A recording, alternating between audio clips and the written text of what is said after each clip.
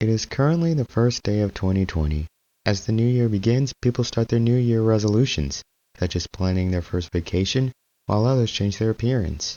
For Heathcliff Lockwood, it was something different. With the issue of paying rent, Heathcliff desperately tried to find a new place to work. He did not care if it involved exorbitant labor or had to collaborate with intolerable peers. Heathcliff wanted money. He needed money. With the year starting and Heathcliff becoming desperate by the second, a ray of hope shined in the form of sound. He received a phone call from an unrecognizable number.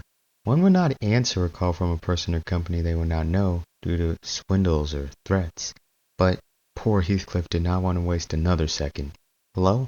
Hi, is Heathcliff Lockwood available? This is him. How can I help? It depends. What do you get at? Now, hold on. I can't just explain now. I would like to know who I'm talking to. Who I am doesn't concern you. What matters is whether or not you're able to do what I ask of you. Heathcliff was reluctant, but he glanced back at his rent notice. Well, I am struggling to find a job. I am having some issues making rent. Oh, are you? Well, what if I told you that what I'm offering could pay for your home for a year? Wait, seriously? Hell, you don't even have to stay at home. You can come crash at the site. We're offering room and board. Do I need a specific set of skills? Only to get the job done. What about education? All I have is a master's and don't even care if you haven't graduated high school. So, are we doing business? You bet. When can I start? Anytime. Hell, even now. A white bus will arrive to pick you up. Just tell me when to. I'll start today. Excellent choice, sir. See you in a few hours. Once the call was over, Heathcliff could not wait any longer. He started packing up his belongings and made himself his last lunch from his apartment. Heathcliff put on his coat to protect himself from the cold weather. He packed up his laptop, a change of clothes to last 2 weeks, and a folder of his personal documents. Hours passed, and a white school bus arrived and opened the door in front of Heathcliff. The driver was a large man with a deep gurgling voice. He had a red hat and red overalls with a blue shirt. Grab a seat, the man said. Heathcliff played a song for the journey. A recommended playlist on his device was an album called Heavy Starch by a group named Dirty Art Club. It contained a weird arrangement of samples and synths, but it relaxed Heathcliff regardless. The bus made countless stops to pick up recruits. Heathcliff fell asleep to the album and was unaware of what route the bus took. 2 hours later, the bus finally arrived at a parking garage. Everyone was ready to leave after the grueling trip. Heathcliff's legs were numb from the lack of movement. He struggled to walk from his seat to the stairs. Having some trouble there, bucko? The driver said on the radio. Nope. Just to clarify, you're a recruit, right? Yeah. Some guy called me saying that he had a job for me. He said he'd offered me to stay here, I believe. Oh, you're in the building. It's huge. How huge? Well, this parking garage is like the lowest level possible without reaching the mantle of the earth. Wow, sounds risky. Sure does. Been in the works for a long time, but no one's ever used it. Well, thanks for the ride, Mr. Joe Rogard. You may call me Joe. Nice to meet you, Joe. Thanks for the lift. Anytime. Heathcliff walked from the bus as it drove to exit the garage. He followed the recruits to the upper floors. A man with glasses stood in front of the door, ordering everyone to line up. Welcome, recruits, the man said. I am Kelly Bartlett. You have arrived to assist me and my ally, Baker Caitlin. But importantly, you are helping a man make history. What is it? You'll find out once you enter through this door. Kelly, are they? A woman entered through the door to see a large group of people. Wow, that's a lot. All right, come with us. When Heathcliff followed the recruits, they passed through a door Baker and Kelly were standing in front of. They entered another area and could see a glass window nearby a large empty room, matching the square feet of the underground garage. It looked like a target practice room. There were some pipes on the side of the walls guarded with a door, and warning signs stamped on it. Heathcliff and the volunteers never had the time to read the sign. They continued the excruciating number of stairs. At least it gave their legs exercise after the bus ride. Gabriel, Baker yelled as she knocked. They're here. About time, a voice said from the other side. Everyone recognized the voice as it matched the calls they received before. Once the man opened the door, he was surprised to see the amount of people before him. Wow, looks like I'll have to talk to you one by one. Heathcliff had to wait yet another period. The line thankfully moved every 2 or 3 minutes, but with the number of people in line, It would be at least an hour before he finally entered the room. And last but not least, you there, Gabriel said. Heathcliff entered the office for a conversation. As mentioned before, Heathcliff could do anything with the skills he had. Gabriel gave him a pen to sign his name on a piece of paper in front of him. A handful of other signatures were on the sheet. So, Heathcliff, Gabriel started. We already spoke on the phone, correct? Yes, but how did you contact me? Asked Heathcliff. Remember that anti-Pokemon group that was flooded? Wait, you lived? Of course I did. What made you think I died? I thought everybody drowned? Well, not everybody. Gabriel picked up the piece of paper. Your allies here? He said. They live too. We're fixing this group finally. Hopefully no floods ever again, Heathcliff joked. I bet. Now, I can see you and everybody else are very committed to their jobs. I hand out some complicated tasks and they go ahead without hesitation. As we mentioned before, you don't need to worry about paying rent because you can stay here. Thanks again for that. Wish I could have let the property owner know. Yeah, screw them. Their strict rules can hurt an independent person sometimes. I know how that feels. Anyway, what kind of job am I getting? Okay, so many of the men recruited are going to be mercenaries or something. Oh yeah, that Civil War everyone's talking about? Yep. Now we did rent out a target practice building, but we don't have any targets. Targets, eh? Well, what if we use cadavers? There was a bit of stunned silence. You are a sick man, Heathcliff, Gabriel said. I like it. I will say, though, I did try grave robbing for the sake of finding any valuables to help pay rent before, Heathcliff continued. Doesn't matter, Gabriel reassured. What matters is your commitment. Now, you get settled down in your room and we can discuss this later. Heathcliff handed Gabriel a keycard with a number. He left to find his room. It did not take him long, as a sign on the door neighboring Gabriel's office matched his card. He unpacked his belongings and got organized. There was no Wi-Fi or cable currently, and the only methods of entertainment were books regarding the extermination of Pokemon. Heathcliff relaxed on his bed and read one of the books. The novel includes essays explaining why it was necessary to destroy Pokemon wildlife, all of which were from members of the anti-Pokemon Mafia. Heathcliff remembered these, as a few of the members in the book dictated the exact claims in a group meeting. Heathcliff smirked at the memory. There was a knock on his door. Come in, he said. Heathcliff, are you ready for your first task? Gabriel said. Yes, sir. All right. You and 2 other guys will be doing some grave robbing tonight. What time? I'd say 11 at best. Are you ready, Heathcliff?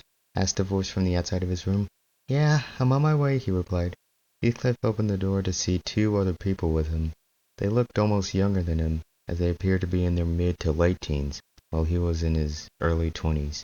Come on, I call shotgun. But Ed, you have a learner's permit. You need to drive with a licensed driver. I'm your guy, Heathcliff said. Hell yeah, I'm driving, Ed said. Eat that, Lewis. All right, let's go, Heathcliff chuckled. Mr. Alphonse said we're allowed to take his pickup, and lucky for me, I know how to drive those cars. Alrighty then, Lewis said. But if we get into an accident and caught along the way, I'm driving from now on. Heathcliff closed the door, putting his phone in his pocket. The trio rode the elevator to the garage. They found Gabriel's pickup. It was red with 4 seats. Ed started the pickup truck and drove to the exit. To Heathcliff's surprise, he was a good driver. Based on Lewis's relenting behavior, he was afraid of having him behind the wheel. When they drove out, they saw a golden city. Very weird seeing a pretty city like this in the Midwest, Heathcliff commented. It's the future, Ed said. Well, the future looks so good. After 10 minutes, the trio arrived at the cemetery. Once they left the truck, everyone got a glimpse of the graveyard. It looked like the range of tombs continued for miles. Well, boys, we got all this estate to ourselves, Heathcliff whispered. I'd say we get 4 bodies, Ed said. And how are we supposed to retrieve them without getting caught? Lewis asked. Ed pulled out trash bags. Really? Come on, let's go. Heathcliff grabbed a shovel and started looking at the tombs. Wait, are we getting bodies or valuables? Lewis asked. Both, Heathcliff answered. Let's find the people who died recently so we don't have to deal with their sickly, decomposed scent, Lewis said. I think I found one, Ed said. The trio looked at the grave. The name was Francisco Poplar. Oh my god, dude, this is perfect, Ed laughed. Brick thought he'd deserve a righteous farewell, but no siree. Who's he? Asked Heathcliff. Ed and Lewis were stunned. You don't know? Asked Ed. He injected human DNA samples into Pokemon, Lewis responded. They're all acting like people now. They speak, walk on 2 feet, and helping out others with jobs. Whoa, so was he secretly a member of Team Run? No, no, no, he was crazy, Ed said. Gabriel doesn't want us to mention that organization, Lewis demanded. Why not? Heathcliff asked. He didn't have a good relationship with the founders, Ed said. The two founders invited him for a meeting in an alleyway.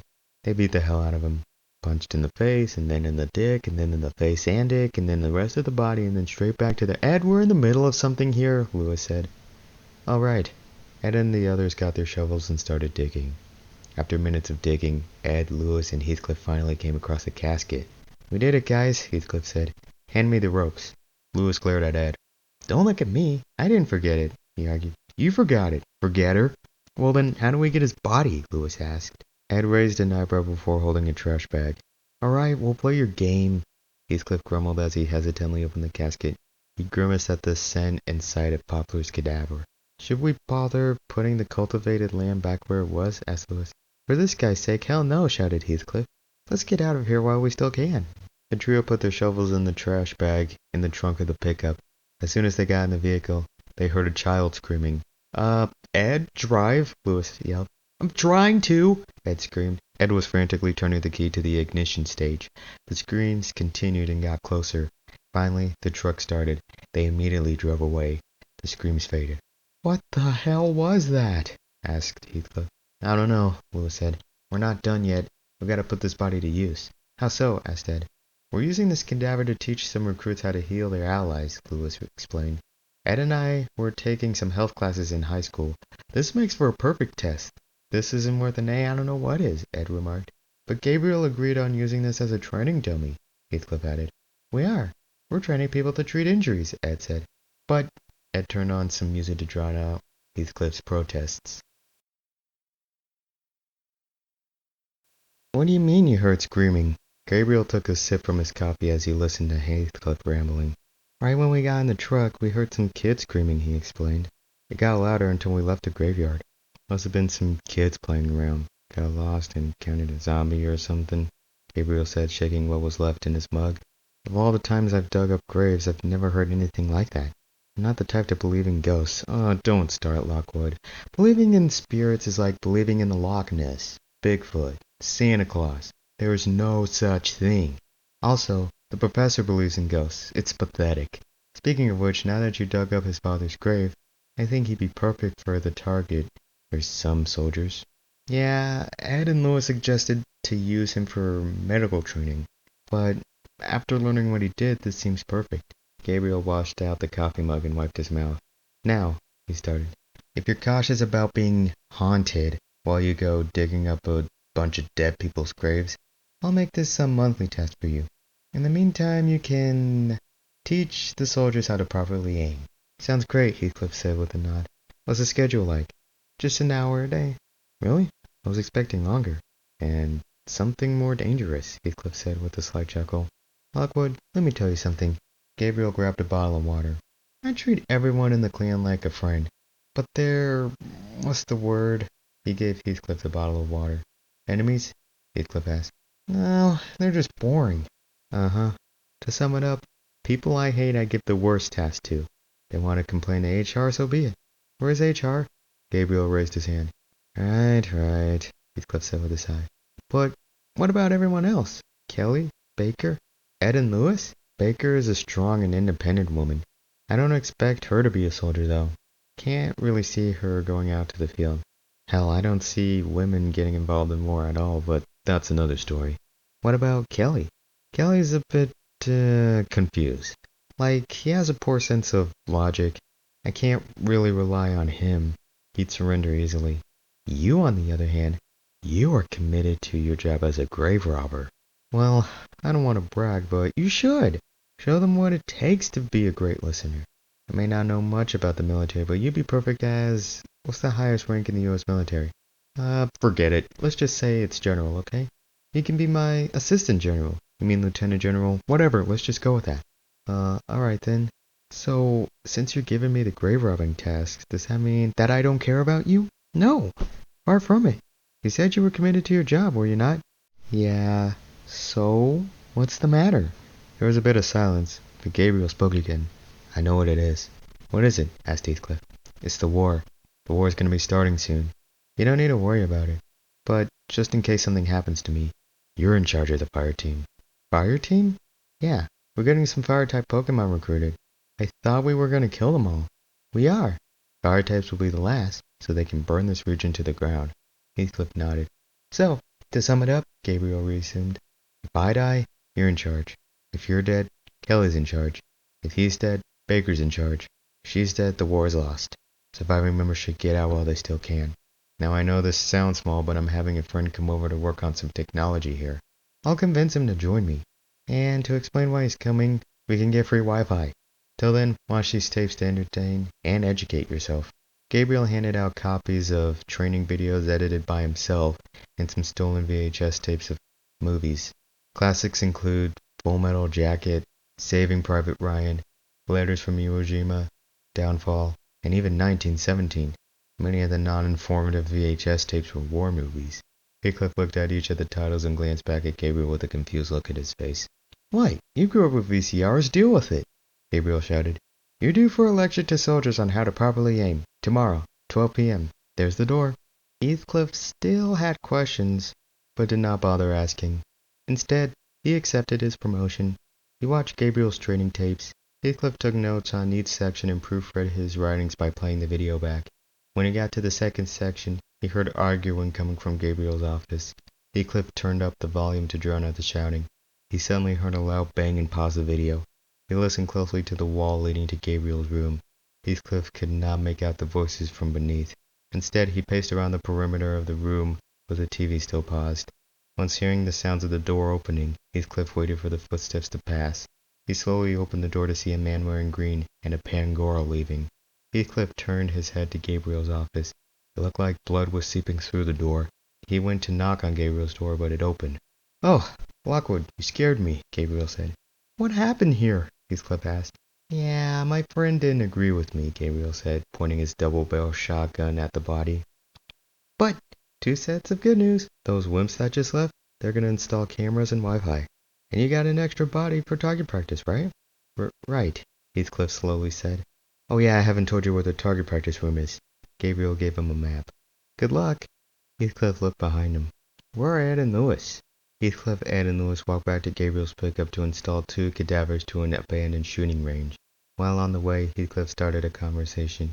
Does Gabriel seem weird to you guys? He asked. Heathy, how long have you been here again? Ed asked. About a day. And you're already asking if Gabriel is weird? Yeah, he treats me like a proud member of the team. He does that to everyone, Lewis explained. Fair, but the second body we've earned is, or was, his old friend, Richard Donald. Ha! In that case, he's not his friend anymore, right? Asked Ed. Well, it just seems so weird for him to nonchalantly admit to murdering somebody. And here I thought I was edgy. Don't worry your pretty head, Lewis said. Ed, check the bag. Gabriel's in charge, and whatever he says goes. Guys, Ed slowly said, Poplar's body's gone. What? Heathcliff looked in the bag. Jesus Christ, did it fall out last night? Lewis said, slamming Richard's body on the ground. It should have. I knew it was still here, even when we came back here, Ed argued. Lewis sighed as he picked up Richard's body.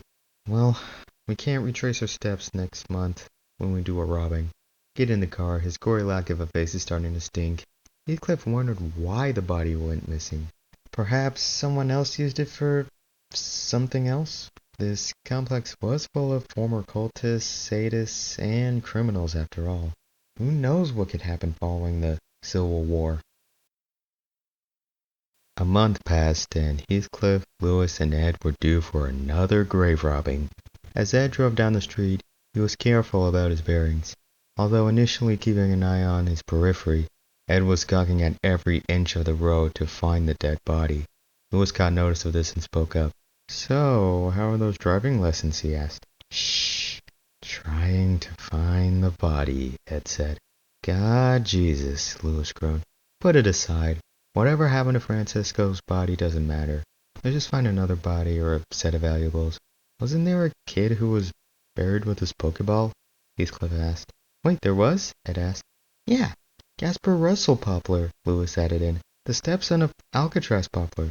I think he was buried there, Heathcliff continued. Now you're talking, man. Good on ya, Heathcliff, Lewis remarked. Low five. Heathcliff awkwardly low-fived his ally. He then cleared his throat before asking, why so happy? Other than he has a valuable. Didn't Gabe tell you? He killed that boy. Damn, he did? Yeah, but, it was for a questionable reason. How questionable? Racist, Lewis and Ed said in unison. Oh, he's what? Heathcliff gasped. Yeah, Casper was an African-American kid, Lewis said. Gabriel's family had a thing for trying to stop civil rights protests in the 60s and 70s. That's also why that team beat him up. But hey, I wouldn't worry about it too much. Speaking of which, you can rest easy knowing that Ed and I are not like those guys who try to cancel people. Cancel? It's more of a celebrity thing, Lewis explained. People find new reasons to get mad about stuff, probably not even relevant to current situations nowadays. In short, the internet is stupid and stay far away from Twitter. Alright then. Now, I do think racism is a problem, but I don't want to talk about it. Besides, if we bring it up to Gabriel, he'll probably fire us. Or kill us, Heathcliff whispered. The trio was back at their familiar place. They looked at Francisco's grave, and it seemed sealed. They were not sure if the body returned there. If so, who would take the time? By now, security near the home base guarantees that trespassers will meet the same fate as disloyal members and prisoners. But how are the police managing the situation? Gabriel should be arrested by now, based on his actions. Heathcliff examined the grave. You think the body's still there? Asked Ed. What's with you and Francisco's cadaver? Asked Lewis. Don't you remember why Gabriel's doing this? Heathcliff explained. That cadaver we had is the same man who injected human samples into Pokemon and genetically altered them to become more human. Gabriel said it's our duty to make sure those Pokemon are erased with him, along with his son, Alcatraz. I'm starting to think Francisco hated his son to name him after a prison, Lewis joked. Well, I'm gonna start digging, Ed said, preparing to scoop up the gravel. When he did, the shovel did not penetrate the ground. What the? Let me try. Lewis tried scooping up the land, but failed to shovel up a piece of land. Finally, Heathcliff attempted to dig. Alright, my turn. But to his surprise, his shovel bent from the force. Heathcliff, Lewis, and Ed all gawked at the mangled shovel.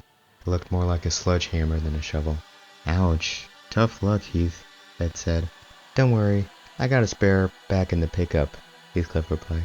Well, you take care of that, Lewis said. Ed and I are gonna dig someplace else.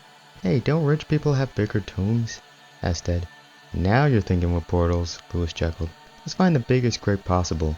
Hopefully its coffin is in gold. I call dibs on the gold, said Ed.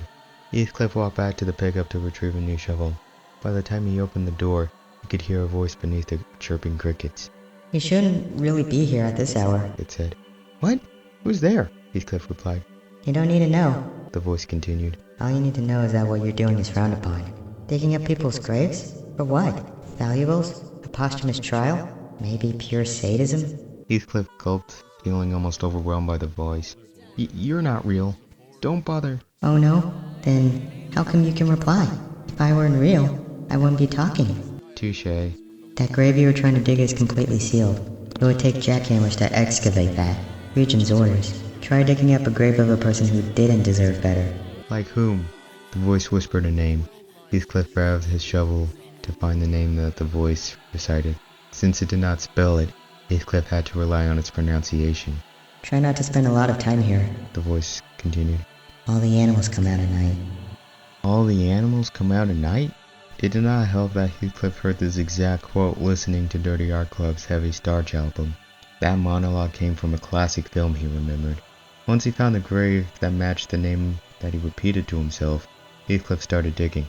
But upon excavating, he heard the sounds of wolves howling. Followed by the howls, Heathcliff heard bushes rustling from the foliage nearby. A wolf came out and slowly approached him. Heathcliff stood still as it got close. The wolf sniffed every inch of his territory, including the shovel and grave. Heathcliff held his breath and tried to hold his ground. His palms firmly grasped the shovel, and were getting sweaty by the second. Finally, the wolf ran away, hearing the howls from its pack. Heathcliff was shoveling the grave once there was no sight of the wolf. Had the canine barked and bit him, Heathcliff would have hit the predator in defense, although trying to kill a wolf would have struck him with guilt. Then again, he steals cadavers and valuables, just respecting their kin. Heathcliff remembered Gabriel promised riches once they won the war. But was it truthfully assured? How would Heathcliff live the war down if it got terrible? It all didn't matter now, he thought. Heathcliff kept digging the grave. You're lucky that this is the largest tomb here in the region. The voice continued. I helped you find a grave you and your partners are looking for. No need to thank me. Whatever you have planned for the dead man will work. But I warn you, the soul will wake up. Once the deceased are put to rest, their souls will be at peace. However, if the eternal slumber is disrupted from a grave robbing, the soul will vanish from the afterlife and return to the world. If they are not respectfully buried at all, the soul may wander around, haunting anyone or anything. It can only leave if their body is put to rest in a respectful manner, or an exorcism. How would you like to go out? Before Heathcliff could answer, Ed and Lewis had already come back. Heathcliff, way ahead of us, Ed said. Nice work, man.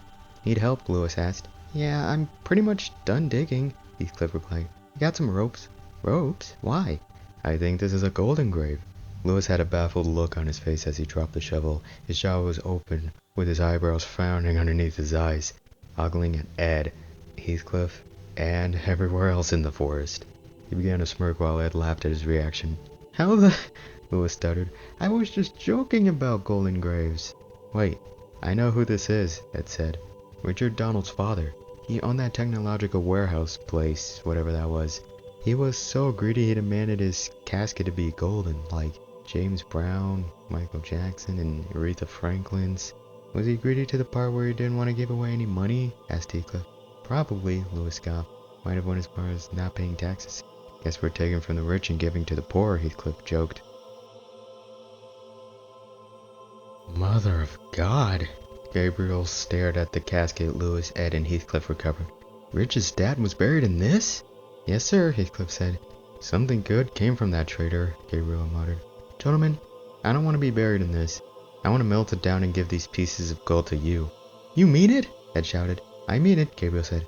Now you two run along. I need to speak with Heathcliff, alone.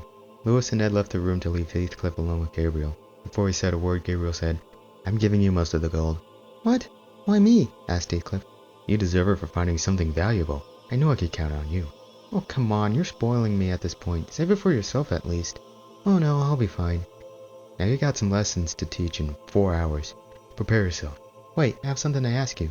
What's up? Could Lewis and I have some weapons? Gabriel looked at Heathcliff with an unsure expression. Did I not give you boys weapons? No, sir, you... Gabriel covered his face with disappointment and laughed. Oh my god, for the past month I thought I gave you guys some guns. You didn't, sir. Well, I'll be happy to give you some. You three head on down to the factory downstairs before you leave in March. Thank you, sir. I have a question for you three. Do any of you really know how to use these things? The group drove out to the same graveyard, but there was no talking, unlike the previous months. As they moved through the intersections of the orange-lit city, all Heathcliff could hear was the running engine and the ambient traction of the wheels and pavement. Heathcliff watched the lampposts and traffic signals dash by his side. He turned his attention to his allies. Before he spoke, Lewis said, You're awfully quiet, Heathcliff. Heathcliff chuckled. I was just about to say that. Oh yeah, we're getting close. You got the weapons, right? Of course I do. Heathcliff opened the luggage full of weapons. There was a submachine gun, a shotgun, and a pistol. Oh no, Ed said as he slowed down. What's the matter? Asked Heathcliff. The grave's occupied, Lewis said. Occupied? What do you mean? Once Heathcliff looked out the window, he could see 6 yards worth of yellow tape in front of the entrance. The yellow tape read, Do not cross. Somebody must have been watching, Ed grumbled. There's another cemetery we can visit, right? Asked Heathcliff. Yeah, let's keep driving, Lewis said. Ed turned off the pickup and said, Let's take the cops' corpses instead. Ed, what are you doing? Lewis asked with concern. By now, Ed removed his seatbelt, went out of the truck, and reached into the bag next to Heathcliff. Lewis was demanding a response, but Ed continued to do his thing. He pulled out a shotgun and put some shells in his pocket. Ed ran off into the cemetery, crossing the tape. What is he doing? Lewis pulled off his seatbelt. Give me a gun. Which one? Asked Heathcliff. Any of them. Heathcliff pulled out his submachine gun from the backpack and gave it to Lewis. He grabbed some magazines and tucked them in his coat. Heathcliff pulled out a pistol and wrapped the backpack around his body. After loading his weapon, he set out to follow Lewis. Once he entered the restricted area, Lewis and Ed were nowhere. Heathcliff tried calling for their names but decided against screaming. By now, Heathcliff was deep in the forest, and still no sign of Ed or Lewis. As he was walking, a voice shouted at him, "Freeze!" Heathcliff turned to his right to a police officer, aiming a gun at him. Heathcliff did the same. "Put the gun down now!" Heathcliff's hands were shaking as he was aiming the pistol at the officer. He panted. The officer repeated his command. "Put the gun down now. If you do not comply, I will be forced to open fire." Heathcliff's finger was on the trigger, but he couldn't bring himself to pull it. "You leave me no choice, sir." Bang. Heathcliff's left leg jerked, and he fell straight down on the grass. His eyes were closed tight as he fell limp. Heathcliff did not move to prevent any further injury, yet he felt as if he was already dead. He was bleeding badly from the middle of his tibia. The bullet passed through the shin bone, leaving a hole on both sides of Heathcliff's leg. The pain was already radiating the area, and all he could do was play dead. He hoped for Ed and Lewis to arrive, and that he would still be alive. Heathcliff could not hear the police officer's voice, only the deafening, muffled pulse of his heart. He blacked out. Heathcliff suddenly came to with a gasp. He was still at the graveyard, but concealed in a coffin. Thankfully, Heathcliff was still above ground. He was panting softly, trying to leave. As he maneuvered his body, he could feel discomfort in his leg, but something is blanketing the wound. Heathcliff heard the voice again. You're alive. That's good. It said, Don't go to sleep again. You might not make it. Just in case, you'll be in this coffin once you pass. I'll see if I can get your soul to stay. You deserve another chance. "I knew it," Heathcliff thought. "The voice talking to me is a ghost. But of whom?" I know. You're wondering why I helped you. The voice continued. Because I understand your struggle. You just want to be happy. You'll do anything to make it happen. And I understand it. I did something just like that. But what if you're not happy with what you finally accomplished? What will you do? Heathcliff did not answer the voice. Now he was getting dubious of Gabriel. He only called Heathcliff and other allies to help him win a civil war he started due to his negligence of wildlife. It was unexplainably absurd of Gabriel to go along with this. But even with these strange behaviors and decisions Gabriel made, Heathcliff still refused to believe he was lying. He would never lie to his closest allies. Don't go to sleep, The voice said. Remember the health training? I listened to those conversations you and your friends had. 3 months into the war and you know a lot about treating wounds. I listened too. I could almost recite every word from you 3. You've got a bullet hole in the shin bone. The bullet is not lodged. It tore through you. It's not killing you. But it isn't getting better with you standing, I bet. Heathcliff needed to sit down immediately. The injury on his leg was coating him in agony. If he stood any longer, the broken tibia would rake out of his leg. How would Heathcliff walk? He could not put any pressure on his left leg. Heathcliff needed a cane of some sort. As Heathcliff thought about how to leave the graveyard, he could hear distressed screaming with some roaring. It was a police officer who encountered a bear. Heathcliff remembered what the voice mentioned last month. All the animals come out at night. This time Heathcliff did not recall the song he played on the bus from the movie he watched when he was younger. There's a bear roaming around, Said the voice. If it charges you, shoot it down. Aim anywhere to slow it down. Your shovel is right outside the coffin. Use it to walk if you must. Good luck. Heathcliff left the coffin and galloped on his right leg, trying not to use his left. He looked at his phone, and the time was 2:30 a.m. As Heathcliff limped his way around the cemetery, he found no sight of Ed, Lewis, nor Gabriel's pickup. He would have to walk the agonizing miles to the base tonight. Heathcliff tried to find the gate, but it was too dark to see anything. He turned on the flashlight mode on his phone to see. What he did find was a gruesome sight. The officer Heathcliff encountered had died from a bear attack. The bear mauled the man ferociously. He might have consumed what he could find of him. Having a broken leg and only armed with a shovel and a pistol, Heathcliff doubted he would be able to defend himself from such a beast. Despite seeing a horrific image, Heathcliff did succeed in recovering the police officer's gun. By now he had 2 pistols prepared for battle. Heathcliff continued walking with the shovel, with his leg still stiff and snapped from the shot. He was aware of how ridiculous it looked, galloping around like this. Heathcliff did not take that many steps, and he was unsure of where he was.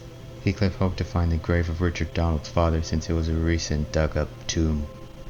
Thankfully, Heathcliff's phone remained charged the entire day, and the battery powder should last for another 7 hours. By then the sun would be out, and Heathcliff could see better. However, he would not need the flashlight for long. Just down the hill, a series of graves had lamps. He could also see the moonlight shining down on the estate, and also Heathcliff could faintly see the golden lit city from here. He smiled with relief. until he saw a black figure move from below. It was a bear, and the light from Heathcliff's phone attracted it. Heathcliff did not want to risk staying still, similar to the encounter with the wolves last month. He knew the carnage that bear was capable of doing. Heathcliff cocked the pistol, waiting for the bear to get closer. He did not charge, but crawled curiously to the white light. Heathcliff used the light to spot a perfect target to shoot the bear. He aimed for the thigh, and then... To Heathcliff's surprise, the bear ran away with a yelp. He used his light to find where the bear was going. It crashed headfirst into a tomb where it stayed on the ground for a second. It got back up before limping, and then collapsed. It was roaring as it was on the grass. Heathcliff started filming the occasion as he slid down the hill, wincing from the pain in his left leg. The camera's night vision allowed Heathcliff to see where the bear was in an enhanced view. He saw that the bear was crying for help. Based on its tone, it was desperate. It wanted its sleuth. Heathcliff was still filming as the bear moaned in agony from the shot. When the roars were getting louder, Heathcliff aimed his gun at the bear again. Heathcliff shot the bear 2 more times, once in the head and once in its eye. Blood spewed out from the headshot, and the bear moved its head slightly. The camera kept rolling until the bear let out its last roar before finally dying. Heathcliff smirked and chuckled at his demise. "Can't believe he got that on video," he said, saving the recording on his phone. Heathcliff looked around to see any more bears wandering, and the moans attracted its sleuth. However, Heathcliff did not mind. These bears were stupid, he thought. He had enough ammo to kill them all. One bear tried charging, but as soon as Heathcliff opened fire, it ran off yelping. The bears tried to follow suit, but Heathcliff was quick despite his broken leg. Heathcliff was shooting left and right. He followed directions the others went to shoot at the ones he missed. This late-night hunting activity kept him awake, and he would continue finding bears to shoot at until he was out of ammo. 4:09 a.m., and Heathcliff could still hear the choir of bears moaning for help. The bears' cries were an alarm to their sleuth, as a criminal arrived in the dead of night to commit genocide upon their friends and family. But to Heathcliff, it kept him calm. The torture screams of the helpless bears made Heathcliff laugh. Now, he wondered how the wolves would sound if he did the same. But Heathcliff didn't care. He had all the cries recorded to keep himself enthralled. He did not know why, but it calmed him down. As Heathcliff looked at his phone, there were no messages for him. Gabriel, Ed, and Lewis did not give their contact information in case of situations like this. Heathcliff hoped by the time he arrived at HQ, he would get their numbers. Heathcliff did not have headphones with him to enjoy any music, other than the dying bear wails. He focused on his destiny to leave the cemetery. The voice did not talk to him for the rest of the night. Heathcliff limped his way out of the graveyard, still hearing the agonizing roars in his mind. However, the exodus from the cemetery was still painful. Heathcliff could not tell where he was or where to go. He eventually had enough and decided to rest. Heathcliff sat on a bus stop bench to relax his leg. He fought his exhaustion for the next 2 hours by listening to the recorded bear cries, his favorite album Heavy Starch, and a bunch of other albums by Dirty Art Club. Heathcliff's leg was still in critical condition, being partially shattered in the middle from the bullet. The poor young man did not need to wait any longer. A white bus was driving down the street until it came to a stop in front of Heathcliff. When the door opened, Heathcliff saw a familiar face. "Remember me?" asked the driver. "Joe!" "Hop on in." "What are you doing at this hour?" "I was going to ask you that. I'm warming up the bus by driving around early. Got to drop off some kids. What about you? What's going on?" Heathcliff had to think of a lie that Joe would believe. He did not want to admit that he was trying to rob graves and mention he was killing bears. Finally he said, "I had to work late. My friends forgot to give me a ride." "Ouch, sorry, bucko," Joe said. "What's with your leg?" "I met some mugger on the way here," Heathcliff falsely said. "You okay?" "I feel like a basketball player after landing awkwardly." You're very delusional. Want to ride home?" "Gabriel's HQ, please." Once Heathcliff sat on the bus and drove off. He glanced at the drawings of the driver. "Cute drawings, Joe," he said. "Thanks," he said. "Belongs to this sweet little girl. She makes me feel happy every time I take kids anywhere. Speaking of which, her daycare is due for a field trip sometime." "Where are they going?" "Where you are." Heathcliff suddenly paused. "Excuse me?" "Gabriel called you for some opportunity, I remember. He calls me to take you there. And some other kids. I hope you don't mind. I gotta get them first." Leg?" "Oh yeah, you need to heal quickly." "Well, I'll risk taking an extra trip." For the rest of the journey, Heathcliff remained quiet. Joe was unknowingly taking innocent children to a place where they would never leave. But if Heathcliff told Joe now, then the former would potentially lose his job. Or worse, he decided to remain quiet. "And here we are," Joe said, slowing down in the parking garage. But before Heathcliff left, Joe gave him something. "If you ever want me to take you anywhere, let me know." Heathcliff looked at the post-it note. It had Joe's phone number and email address. When Heathcliff got back to the top floor of HQ, he weakly staggered his way into his room. Before him was Gabriel's room, and he hoped that he was still asleep. Suddenly the door opened, and it was Gabriel. His smile quickly faded when he saw Heathcliff struggling to stand up. "Lockwood?" he asked. "You okay?" Heathcliff's left leg trembled as he collapsed. "Heathcliff, what's wrong?" Gabriel looked at Heathcliff's leg and saw a white bandage with a crimson spot on the front and back. Somebody must have tried to kill poor Heathcliff. Gabriel opened his door to let him rest on the bed. "Here, stay right there. I'll let Ed and Lewis students help you out," he said before leaving. Aside from the grave robbing, Ed and Lewis lectured mercenaries on how to treat wounds. From the past months, they've also learned how to replace amputated limbs, heal broken bones, and are learning how to perform surgery. When they came, Heathcliff could see Ed and Lewis lecturing to the students. Just a minute into the lesson, he passed out. When Heathcliff woke up, he could see Baker on a chair, watching Full Metal Jacket on the TV. She turned to see Heathcliff stretching and yawning. "Hey, be careful, Heathcliff," she yelled. "You're still healing." "What happened? You tell me. How did you get shot?" Heathcliff took a breath before explaining. "The graveyard that Ed, Lewis, and I always go to was closed for detectives or something. Ed barged in with his gun and shovel, so Lewis and I followed him. I encountered a cop. I was too afraid to shoot at him. If I had done anything else but drop my gun, he would have shot me. He aimed at my leg of all places. I felt like I was dying, but I heard a voice talk to me. I don't know if it was Ed, Lewis, the cop, or God. It said, 'You're not ready for this. I'm gonna help you fight this. You'll have to live.'" "Damn," Baker said. "Now tell me the real story." "What do you mean?" "Wait, you're not kidding about the God thing? I heard someone speaking to me, and their voice gave me comfort. That's not all I've been doing last night." Heathcliff showed Baker videos and pictures of him killing multiple bears overnight. He also played the sounds of their dying wails along with his laughter. Heathcliff smirked as Baker's eyebrows rose. "Single-handedly killed bears that mauled all the cops last night, so yeah, worship me," he said. "You're beginning to sound like Kelly," Baker said, rolling his eyes. "Ed and Lewis say you'll feel better in about a month. They'll be out of commission to teach target practice lessons, so I'm in charge of that." "Gabriel's orders. Sounds fine to me." The past weeks have been boring to Heathcliff. Although he would get food and water occasionally from his teammates, something was missing. He would talk to his family, but they were unaware that their son was contributing to war. Heathcliff had a girlfriend, but she left him after getting fired from their job.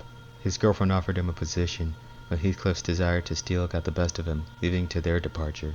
Heathcliff unfortunately lost his father from a disease, and Heathcliff only has his mother and younger siblings, all of whom barely speak to him. He wanted somebody to bring him company. Then he remembered. Heathcliff reached into his pocket and found Joe's contact information.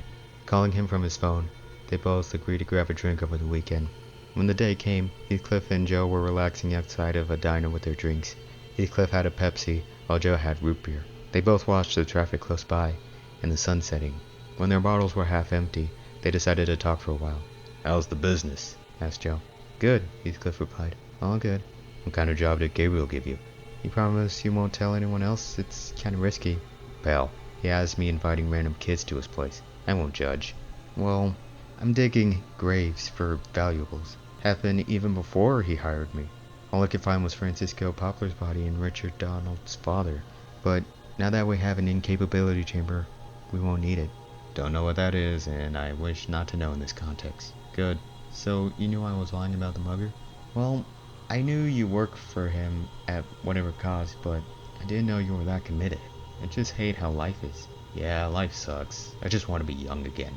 "How old are you?" 26. 54. Doesn't sound old, but doesn't feel young. Heathcliff thought that now would be a good time to admit what Gabriel was doing. He then asked, "Do you know what Gabriel's up to?" "I do, but I would rather not say anything about it," Joe responded. "What do you mean?" I think you now know that Gabe killed the professor's kid and burned down a forest. Before that, Gabriel killed a handful of other people and Pokemon trainers." "Did you know you were taking those children to a place where they might die?" "I only took the worst kids, which were a quarter of the total students I pick up. They were all from one daycare. However, there was one little girl I didn't want to take. She made me those drawings on my left side of the bus, and I would always say she would win first prize. Those other drawings on the other side of the bus are 0th prize. I don't really care about them. Why 0? She made it up. She was like the daughter I never had. She was too precious. I had to leave her at home. She didn't deserve it. There was a bit of silence before Heathcliff took another sip of his soda. Then Joe spoke again. "You're a grave robber, you said?" he asked. "Yeah, I am," Heathcliff said, covering a burp. "Do you mind if I take you to the cemetery?" "Well, I usually go when it's nighttime." "Don't worry about it. The cemetery has got to be empty now that those murderous bears were everywhere." "I think I killed all of them." "Yeah, that's what I was doing on the day you picked me up." "Well, if you insist, I'll wait some other time." Heathcliff thought about it for a moment, until he agreed. "Actually, take me there." Joe drove Heathcliff to the same cemetery from the past couple of nights, but the do not cross tape was gone. By the time they arrived, the sun was close to vanishing beyond the horizon. The sky was purple, and the streetlights were activating. Before Heathcliff left, Joe spoke to him. "There's a tool shed in this cemetery," he said. "You might be able to find a shovel." Heathcliff nodded and stepped out of the bus. Still minding his leg, he was searching for a tool shed. Heathcliff retraced the steps from the torturous night. In one area of the graveyard, he could see a pile of bear carcasses from the shooting. He thought that examining every individual body would help in finding the first bear he killed. Heathcliff remembered shooting its thigh and face, and lo and behold, it was there, just over 20 feet from the main gates. Heathcliff also saw the slope he rolled down when he first shot the bear. Near it was a tool shed. When he opened the door and turned the light on, he could see hammers, wrenches, ropes, and shovels. The latter two were in front of him for a reason. Someone purposely put them there. But why? Heathcliff left the tool shed and tried finding a specific grave. He was looking for Caspar Russell Poplar, Professor Alcatraz Poplar's stepson. Caspar had his Pokeball buried next to him, and it could be convenient in capturing Pokemon. What are you doing? The voice asked. Why are you here? I'm gonna get Caspar's body and find his Pokeball. There could be other valuables besides that. Heathcliff, I am Caspar. What? You're stealing my body? Of course I am. Haven't I suffered enough? Heathcliff, if you take my body, I'll be stuck in the region forever. I'll lose my chance at being at peace. Well, how come you're not at peace now? Because I wasn't buried yet. My body was dumped in a lake before I was buried. I couldn't find my parents, but I did find Gabriel. I thought I drowned him and his friends, but it didn't work. It was you. Heathcliff, if you take my body, I will be stuck here until I am exorcised, or at least buried respectfully. And if you want me to guarantee that I stay away from you and your friends, follow my instructions. What do you want from me? If you like digging graves so much, then move my body to my home.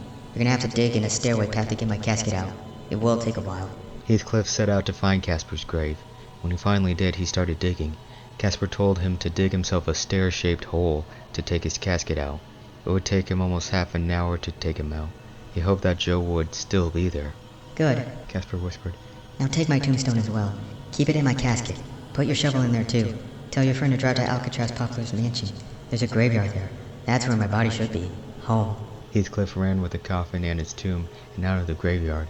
The cemetery suddenly lit up thanks to the incoming storm. Thunder startled the struggling man, who desperately tried to find the gate. When he did, he saw that Joe's bus was still there. "Heathcliff, what's wrong?" "No time to explain. I'll tell you where to go. Just drive." "Okay." Joe drove his bus and followed the direction Heathcliff recited. The storm eventually shrouded the region's sky. The rain had not fallen upon the bus just yet, but Joe had to be mindful about his maneuvers. The bus was at risk of hydroplaning and tumbling over when making sharp turns. Such a vehicle was vulnerable to heavy storms, but Joe was careful. After a long ride, Joe had to stop. It was impossible to get to the exact place where Heathcliff wanted to be. "Okay, this is good enough," Heathcliff said. "Be careful, man," Joe shouted. "I always am. Be right back." Heathcliff wandered the forest with the coffin on his back. Caspar's body tucks the tomb inside the casket. He escaped the overcrowding bushes and trees and found an abandoned rural estate. Heathcliff was still mindful about his leg, and he continued walking, flinching at every lightning strike.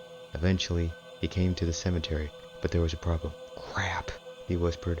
"There's a fence." Throw the casket over there. Caspar said. If my body falls out, that's fine. I'll have to climb the fence. Be careful. Heathcliff gently put Caspar's casket on the tip of the fence. It fell on the other side. He climbed to the top, minding the sharp points on each bar. After landing, Heathcliff opened the casket to see the tomb and shovel still with Casper's body. He shoved the rocky plate in the gravel, nearby graves of people from the past 2 centuries. Heathcliff dug a 4-foot hole, matching the perimeter of the casket. When he finished, he put the excavated gravel back on top. Thank you. Casper said with relief. Now, hurry. The storm will kill you if you linger. By the time Heathcliff jumped over the fence, it was raining. Heathcliff ran back to the forest hoping to find Joe. Thankfully, the bus was still there, drenched by the rain. Alright, you can go home, Heathcliff said, shaking off the raindrops. Get comfortable, Joe said. It'll be a long ride. When Joe drove off, Heathcliff looked back at his leg. He hoped that the bullet wound healed. He grimaced at the thought of the rain falling into the wound, creating a stinging concoction with his blood. It was painful enough to exercise the weak leg, but Heathcliff hoped it was worth it in the end. With his mind wandering elsewhere, Heathcliff fell asleep. Wake up and smell the gift, Joe shouted. When Heathcliff woke up, he could see him holding 3 boxes of pizza. Heathcliff carried them all, and already could not wait to grab a slice. Something to get off your chest, Joe said. And just so you won't get thirsty. Joe also picked up 2 boxes containing 2 gallons of water and 3 liters worth of soda in a plastic bag. Thanks, Joe, Heathcliff said. Anytime, bucko. After some time, Joe finally dropped Heathcliff off at HQ. The guards near the elevator offered some assistance with the gifts. Heathcliff saw Gabriel's truck start once Joe left the parking garage. Perhaps it was Ed and Lewis grave robbing. The next day, Gabriel invited Heathcliff over to his office. Heathcliff, were you grave robbing last night? He asked. Yeah? What do you ask? He responded. And Joe took you? He did. Did he say anything about me? Nothing much, sir. In fact, he was okay with me grave robbing. Good, because I had him take some kids over here. He's missing a few. Do you happen to know them? Heathcliff knew what Gabriel was talking about, but he said no. Gabriel sighed.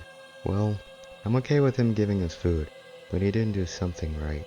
I'm gonna have to fire him. Aw, what? Buses are too risky for a grave robbing job anyway, so you're gonna have to deal with it. You have a point. When March and April passed, Heathcliff did not feel as comfortable as he did in January. He had been listening to various albums and EPs by a wide selection of artists. Heathcliff watched every war film and could not help but compare it to the current situation.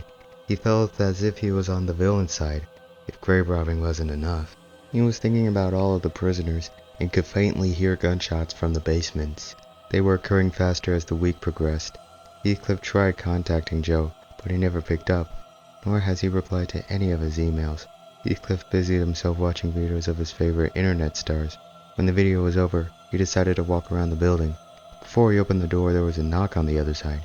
Heathcliff, it's Gabe, he said. I want to show you something. Gabriel took Heathcliff to the outside of HQ. Acres of grass surrounded the building. Rows of trees were on their left and right. They could not tell what was in the front. See all that? Gabriel asked. Yeah, it's gorgeous, Heathcliff said. Pretty soon all that's going to be on fire. What? There's going to be a battlefield at some point. Is the enemy coming? Pretty soon. The grass types got involved. Are we fighting a 2-front war? God, I hope not. The grass doesn't seem like a threat for now. Besides, we can burn them down. But can we stop water? If we try hard enough. Gabriel and Heathcliff roamed around the grass. For a beautiful scene, Heathcliff would hate to see it covered with fallen soldiers. He sighed before talking to Gabriel again. Can you tell me the truth? What do you mean? Gabriel asked. Why am I really here? All I'm doing is digging up graves, teaching middle school and high school kids how to shoot a gun, throw a grenade, stuff that should have been irrelevant. Well, look, Gabriel said. Everything will be okay. I don't want you stressing over the war. Here. Gabriel gave Heathcliff a can of beer. Have a cold one. Oh, Gabe, Heathcliff said. I couldn't. Nah, I insist. It'll make you stop worrying about the war. Gabriel and Heathcliff continued walking around the field. Gabriel was notably taking more sips than Heathcliff, the latter taking small drinks from the can. Heathcliff walked further beyond HQ's estate to see what was on the other side. Some men were digging a trench, and when they saw Heathcliff was getting closer, they pulled their guns out. Who are you? Identify yourself, one man shouted. I was just leaving, Heathcliff screamed. Heathcliff ran away from what he saw. He assumed the men were part of the water or grass team. Being on the opposing side, Heathcliff did not want to spend time with them as a POW. When he came back, the middle of his leg was still aching. You alright, Heathy? Asked Gabriel. Yeah, I just found a snake, Heathcliff said, panting. Well, don't worry about it. I won't send you out there until the last battle of the war. When's that? I don't know, but hey, Listen, I'm out of brew here. You got some left? Are you drunk? You got some left? Here, take it. When Gabriel took Heathcliff's drink, he did not bother to notice that it was still full. All he cared about was if it was still cold. He drank from the can as Heathcliff sat down and looked far ahead. Nobody left from the trench hoping to kill Heathcliff or Gabriel. Gabe, you think we should head back inside? He asked. You're right, Gabriel responded, slurring. It looks like it's gonna rain. Gabriel walked back inside, drinking until the bottom of the can was up in the air. He bent backwards to get all of the continents out of the small aluminum container, and when he did, Gabriel threw it behind his back. Heathcliff watched Gabriel's poor footsteps, eventually sitting against the wall. Gabe, are you okay? Asked Heathcliff. Of course I am, Gabriel said slowly. You do not need to know what's going on in this war. The more he said that, the more Heathcliff pondered. Gabriel was hiding something. It's none of your concern. It's all my concern. Gabriel finally blacked out from the can of beer after a good 10 minutes of being out in the field. Heathcliff noticed something around Gabriel's neck. He lifted it over his head and found an arrangement of keys suspended on a necklace. His ID and whistle were connected to the keys as well. Heathcliff put the black woolly ornament around his neck and opened the elevator doors.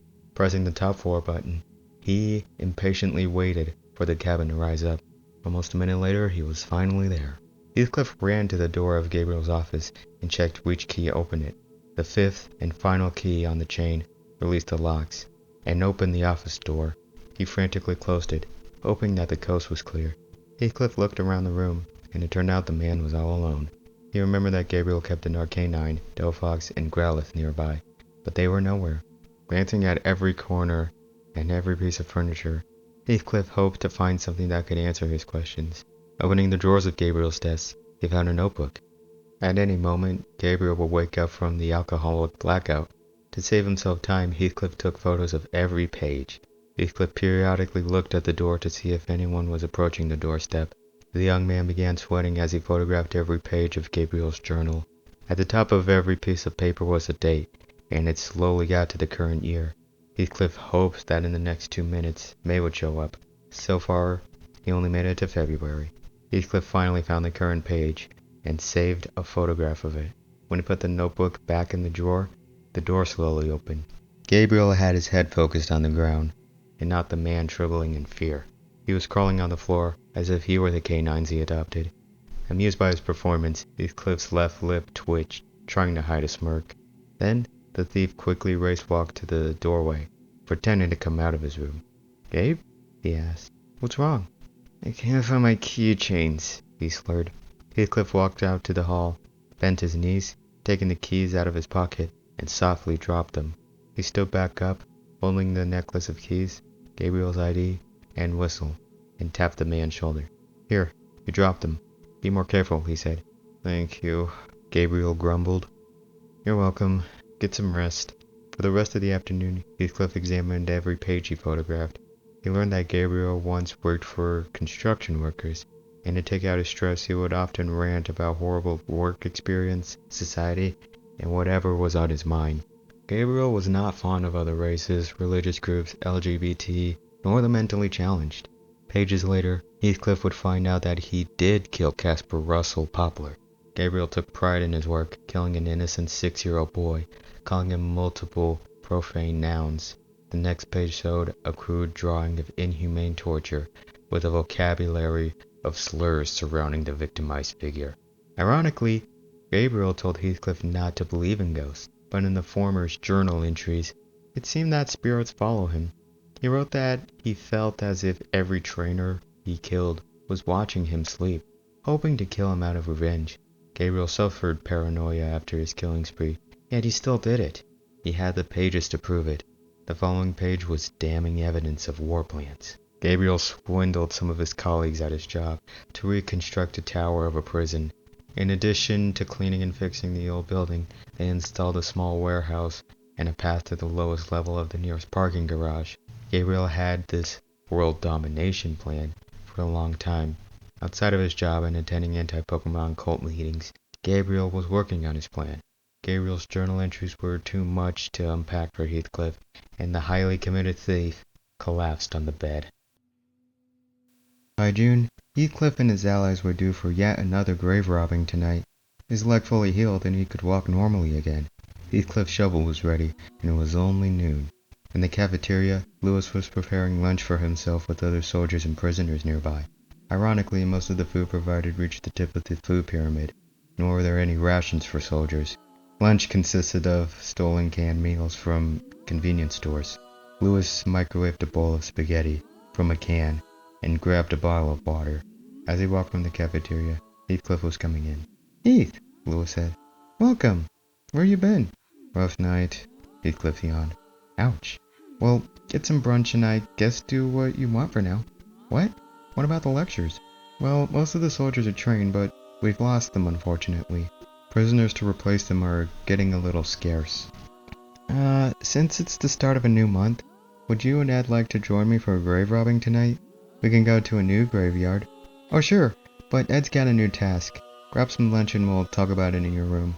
Heathcliff and Lewis had a conversation in the former's room. While they were eating, Lewis mentioned the situation that happened last week. "So, Gabriel found some negative articles about us, and he ordered the writers to be hunted down," Lewis explained. "Who wrote them?" asked Heathcliff. "I don't know. They must seriously hold a grudge." Heathcliff pondered as he bit from his sandwich. "Do you think he might need some help with it?" "I don't know how he's dealing with the situation," Lewis said, putting his bowl on another table. "It's far from here, too." "When did he leave?" "About an hour ago." "Then he'll probably be back soon." Heathcliff was unaware of the war status. For the past half of the year, he assumed that the team was winning with his contributions, but all the man does is rob graves and teach children how to shoot a gun. When lunch was over, Heathcliff and Lewis planned to go after Ed if he did not return in the next half hour. Once that time passed, they both knocked on Gabriel's door, but Baker opened it. "Baker?" Lewis asked. "Al can't talk to you guys," she said. "Al?" asked Heathcliff. "Alphonse, Gabe's last name." "What's wrong, Baker?" She whispered something to the men. "We're at a stalemate. Have been since the start of the war." Baker was going to close the door until Heathcliff put his arm in the way. "Wait," he said. "Who's lecturing to the new trainers?" "Kelly and I are," Baker replied. "You and Lewis can go out robbing graves as much as you want. Ed's punishing the writers of the journalist school for reviewing us harshly." "He's not back yet," Lewis said. "Shouldn't someone go after him?"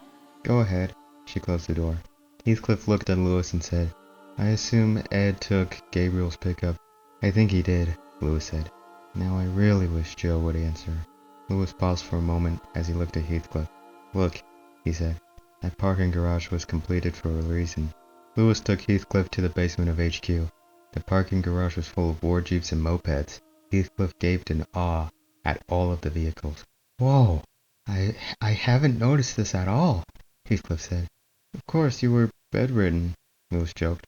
"I got used to riding the moped. Hop on." The other side of the region was far from the hometown Heathcliff was used to seeing. It seemed that he and Lewis traveled out of the Midwest and into the Southwest. By now, the sun was setting. Finally, Heathcliff and Lewis arrived at a remote schoolhouse. Gabriel's pickup was still there. "It's still here for a reason," Heathcliff said. "Dear God, no," Lewis whimpered. Heathcliff and Lewis tried opening the door. To their surprise, Ed or someone else left it unlocked. Heathcliff slowly peeked his head into the room. It was too dark to see anything. There was a foul smell everywhere. Feeling the walls to the right of him, he found a light switch. One flip, the room lit up and revealed a massacre. "Dear God, they were kids?" Lewis asked. "They were all children." Heathcliff felt the same way as his eyes moved in all directions. The small institution was a violent scene. The students and staff were lying on the floor everywhere. Newspapers coated with blood, beneath the ink, typewriters, and computers drenched with what remained of the user. A series of bullet holes spread across the wall, and a telephone is hanging from its receiver nearby. There were no other telephones available, if not recognizable. From the sight, Lewis and Heathcliff assumed Ed guaranteed his victims would not get any help. This building was as remote as it was on the other side of a canyon. "My God," Heathcliff whispered as he opened the door to see the classrooms. "There he is," Lewis said. Heathcliff walked over to see where Ed was. In front of other students, Ed was on the floor within the teacher's zone. His face was almost unrecognizable, as a miniature cascade of blood leaked out from where his brain would have been. Like his victims, Ed's blood was already turning black, releasing a foul odor. "Let's leave his shotgun," Lewis said. "The witnesses can put together the story." "What?" asked Heathcliff. But Gabriel said, "It doesn't matter at this point. This war is all for a stupid reason. Let's get out of here." A computer still ran on the other side of the classroom. Heathcliff wiggled the mouse, and the monitor opened the school's official social media page. The last recent post urged all parents and guardians to pick up their students by tomorrow morning. The excuse was to work on a news story. Heathcliff typed a new post to clarify the truth. He ordered the club never to open again. Heathcliff and Lewis left the building and put the moped in the trunk of Gabriel's pickup. Lewis started the truck and drove away. They both failed to see Evie hiding in the pickup. By morning, Heathcliff tried to at least calm his nerves with a conversation between him and Lewis, but when he opened his door, his room was empty. 2 papers were on the table, each having names, Heathcliff and Gabriel. The letter to Gabriel read, "I quit. I am never coming back here." The letter to Heathcliff was formal. He ran back into his room, closed the door, and read the note. "Heathcliff, my dear friend," it read, "please read this letter, privately. Due to the atrocity Ed committed yesterday, words cannot express how appalled I am. I vomited twice at the memory once we returned to HQ, and for the rest of the night, I was no longer hungry. I am leaving the fire team and turning myself in to the police in hopes of helping the water team. I cannot handle war any longer. Please leave the team too. In case we never meet again, goodbye. P.S. I have a confession to make. Ed and I burned Joe's bus after he gave you pizza. Alphonse ordered Joe to be hunted down and killed for failing to abide his command." Heathcliff sighed after reading the letter. 2 of his closest friends are gone. With Gabriel's mind fixated on winning the war, he, Kelly, and Baker do not treat Heathcliff as a friend. Despite Lewis's desperate demands, he decided to stay. Lewis knew that he would die after fleeing the team, but Heathcliff did not risk it.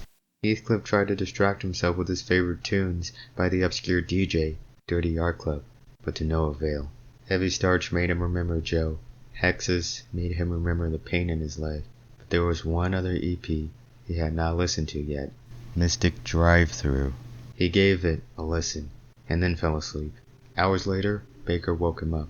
"Hey," she said, "you're supervising with me today." To Heathcliff, Baker's job as a warehouse supervisor was perhaps the most boring.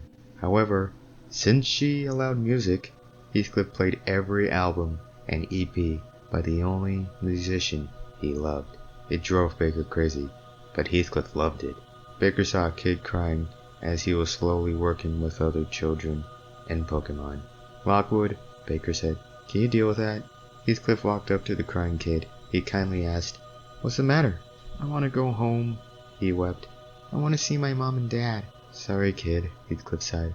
"There's nothing I can do." "Help me." "Well, why don't I help you with your task? It'll save your life." "What?" "Nothing, just follow my lead." Heathcliff tightened the shells on each bullet with the sad boy. As the ammunition came, the child stopped crying. Baker focused on another group of kids and Pokemon as Heathcliff helped. "It's almost time for lunch," he whispered to the boy. "Follow me to your cell, okay?" When lunch came, Heathcliff and the child had a friendly conversation in the latter's cell. "What is your name?" he asked him. "Finn," the boy replied. "Finn Kano. I'm Heathcliff Lockwood. You may call me Heath. Now, how'd you get here?" "Someone said they wanted to do a Pokemon battle with me," the boy explained. "It was in a white school bus.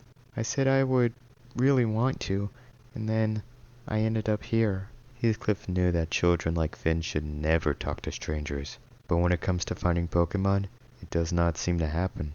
Everyone is having fun fighting with their adorable monsters, but Gabriel is breaking up the fun in any way he can. "Help me," Finn whined. "Okay, I have an idea," Heathcliff said. "I'm gonna find a way to make a hole in the bathroom of the factory. I want you to dig straight until you find a way out, okay?" "Okay, you'll be fine, I promise." But Heathcliff knew that it would be impossible for him to save the kids. The path Finn would go would lead him nowhere, but he hoped it would help him at least. "I'll let you know when it's ready, okay?" he continued. "Okay." Heathcliff wiped a tear from Finn's eye. For the past weeks in HQ, Heathcliff tore a hole in the wall in the bathroom. He kept a big propaganda poster to cover the wall so that no one would know the secret. It took him a day to make the hole, but another amount of time to dig further, and by mid-July, he finished the exit. Finn held firm while stuck in the prison tower. He survived malnourishment, verbal abuse, and had close encounters with execution. Thankfully, the boy survived. By the time Heathcliff told him the hole was ready, he had no time to spare. It was 1 a.m., and everyone but Heathcliff and Finn were asleep. One afternoon, Gabriel called for Baker, Kelly, and Heathcliff to discuss the situation of the Firewater Civil War. "Hey guys, we're getting somewhere," he said. "What do you mean?" asked Kelly.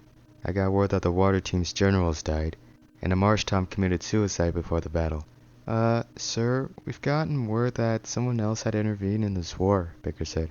"What?" Gabriel shouted. The war is only going to get worse for the team, Heathcliff thought. Now that two teams are combating against them, it would mean a two-front war. Heathcliff remembered watching Downfall, and how the stress of a two-front war affected Hitler's mental health. For a while, Gabriel did not say anything. "Al, sir?" asked Baker. "What is it?" he groaned. "I'm trying to strategize." "Strategize? I thought you already thought of a plan." "I did, but I think that grass-type general is screwing around with me. I contacted a grass-type. I expected a group of grass-type Pokemon. All I get are rock and dragon types, and thousands of more men than my team. Our team? Whatever, I need to concentrate." Baker, Kelly, and Heathcliff had never seen Al this desperate to win a war. "Al, sir, we do have good news at least," Baker slowly said. "We found where the grass team gets their supplies." "So?" asked Al. "So we're gonna bomb that place. Any Pokemon there?" "Only one, sir. A Cubone." "Did you say Cubone?" "Yes, sir. Bomb the place, but carefully. I want that Cubone alive." "I was wondering when those battleships would come in handy," Kelly remarked. "You guys had battleships too?" Heathcliff said. "Wow, 7 months into the war and you never caught on," Kelly joked. "Okay, you guys get the soldiers ready," Gabriel responded. Heathcliff left with Baker and Kelly until Gabriel called for the former's name. "Heathcliff, wait just a minute." "Gabriel?" he asked. "Do you know what happened to Lewis?" "No, sir." "No? Well, he sent me a note saying he quit." "Did he seem off to you before he left?" "Not entirely. I guess he misunderstood our plan. Or maybe he changed his mind about the war situation." "What do you mean?" "You told Ed to kill all those kids who said bad stuff about you. And? Can't you see how screwed up you are? Killing kids? And young adults? All for the sake of type dominance?" "Not type dominance," Gabriel explained. "To burn down the region." "Well, what makes you think you're going to win this war when you have security cameras on? Someone's going to hack this eventually." "Impossible. Besides, having these cameras allow me to do this." Gabriel opened up past footage of HQ, specifically footage from the past days. Heathcliff was talking to Finn Kano in the warehouse before they planned an escape. "And yes, these things do have some audio," Gabriel said, turning up the volume. He skipped to the conversation between Heathcliff and Finn. "Turn it off," Heathcliff sighed. "So, if I'm understanding this," Gabriel explained, "your plan was to let these brats go one by one with the tunnel?" "Only the ones who complain," Heathcliff replied, "because, credit where it's due, your philosophy captivated these kids. They treat this place like their new home now." "Good. That's what I like to hear. It sucks that your plan failed, but you don't have to worry about it." "I know. I put it aside before this conversation." "Really?" "Yeah. I figured you were listening while we were eating, so while everyone was asleep I dug the hole. I didn't go far and told the boy to dig with his hands." Heathcliff sat on the floor. Gabriel smirked as he sat next to him. "I can always get Kelly to bring him back," he said. "Nobody can stop the fire team." "I doubt it," Heathcliff sighed. "What makes you say that?" "Not only did I think you were watching me talk to the prisoners, but I thought you were always watching me in general. So when you blacked out from that can of beer, I went to your office and read your journal to find information about the war. And I found something better. To make a long story short, I took pictures of every page and posted them to as many social platforms as possible. And if that wasn't enough, I leaked your license plate on your pickup and uploaded footage of the incapability chamber in use on the dark web. So now the whole world knows what's happening." Gabriel did not say a word. He rarely used his social media after killing Casper. When the Elder tried logging in, The platform has disabled his account for violation of terms and service. He looked himself up to find varying search results and more news articles about him. Gabriel glared back at Heathcliff, who stood back up. They looked at each other for a bit, until Gabriel punched Heathcliff in the face. The latter collapsed to the ground unconscious. When Heathcliff woke up, he found that he was still at HQ. Baker was nearby again, and when he saw him come to, she urged him to be quiet. "Good evening," she said. "Al says you're a traitor and ordered me to take you to the incapability chamber. But I'm not doing that. I don't want to know what you did." You're sparing me?" asked Heathcliff. "For now. Just stay low. I'll give you food every once in a while. You're lucky Al relocated my room to yours now." Having leaked Gabriel, Baker, Kelly, and even his personal information to the internet, Heathcliff was left without a purpose. Thanks to him, the fire team is on the brink of losing. But even if the water or grass team spared his life, there was no hope for him. Heathcliff ruined his life for the sake of humanity and wildlife. Only Gabriel showed his level of commitment to the war, and for the past 7 months, Heathcliff rethought his choices in life. Heathcliff woke up to find out Gabriel was dead, and his room was on fire. Although he would succeed as fire team leader, many other soldiers assumed Gabriel fired and executed Heathcliff. Instead, Baker was in charge, and contacted the enemy for one last battle. Heathcliff stayed in the building, and while there, he snuck to the basement to get a set of matches, a grenade, 2 gasoline canisters for the jeeps and mopeds. Returning to his room, Heathcliff doused himself with the can of gasoline and left the other canister to the side. He looked at the grenade until he heard a familiar voice. Heathcliff, what are you doing? "You again," he said. "Came to see me go to hell?" What do you mean? You can leave now, can you? "I don't think you understand. I let the whole world know about this ridiculous civil war. I went as far as doxing everyone here in this team, including myself. I know, I went too far, so there's no purpose of me living a normal life. Heathcliff? I'm just a pathetic loser who wasted his life going to college and digging up graves, listening to obscure DJs and even bear cries. I can feel sadistic about killing bears, but not kids like you. Speaking of which, if you see Gabriel's soul, have fun torturing him. Just let him know that he was shooting himself in the foot 1,000,000 times and didn't even know. Casper was silent, but then he spoke again. Heathcliff, there is another way out of here. I can help you. "Oh yeah?" asked Heathcliff. "Well, in that case," he removed the pin from the grenade and lit the match. "I'm finished." Wait, no!